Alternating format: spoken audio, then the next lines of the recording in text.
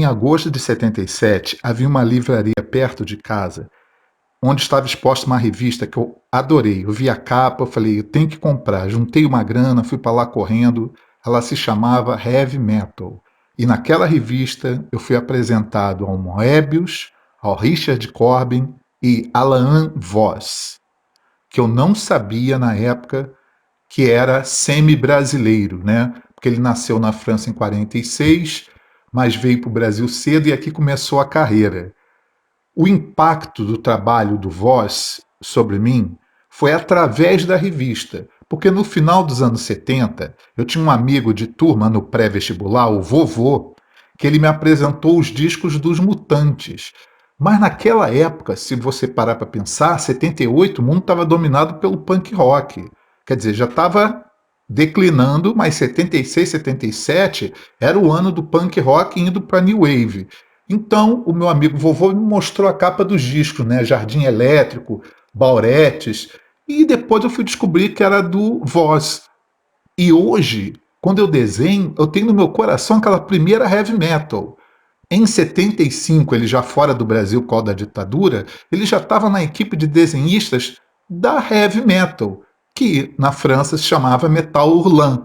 Em 78, o Voz publicou uma revista chamada Hymen, onde nitidamente ele era influenciado pelo movimento punk, influências até do visual do Kiss, e ele fez, mas essa revista, esse livro, foi proibido na Alemanha. Curiosamente, por motivos semelhantes ao do Kiss, né? Porque o final do logo da banda era aquele SS das SS nazistas. E o Alan continuou trabalhando na Europa durante muito tempo, fazendo trabalhos satíricos, trabalhos dele, e com uma técnica fabulosa. O Alan retornou para o Brasil em 81, depois voltou para Portugal, voltou para o Brasil de novo, recebeu muitos prêmios, mas na segunda volta ele foi viver em São Paulo, no litoral paulista, Pirassununga. Ele já não estava bem, ele tinha tido AVC, separado da esposa, estava debilitado de saúde fisicamente, já não conseguia desenhar tão bem, e a enteada dele levou ele de volta para Portugal. Em Portugal, ele veio a falecer em 13 de maio de 2011.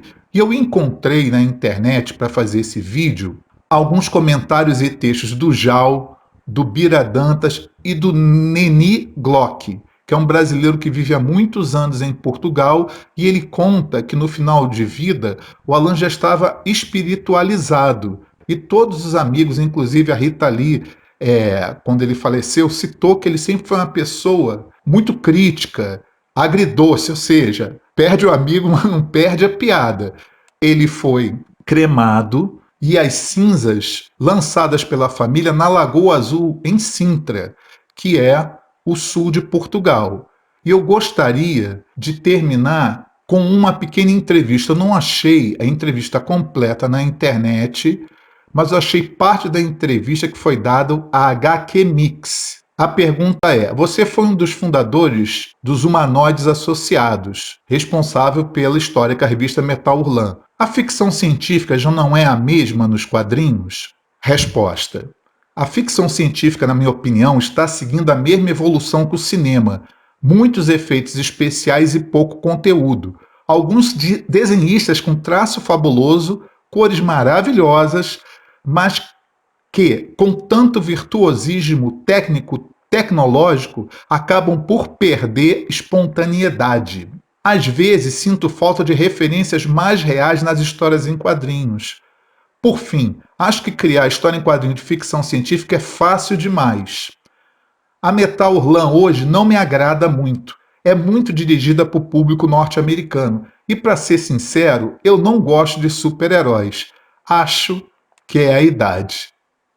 Então esse vídeo é uma homenagem a esse grande francês brasileiro, brasileiro-francês, Franco Brazuca, Alain Voss.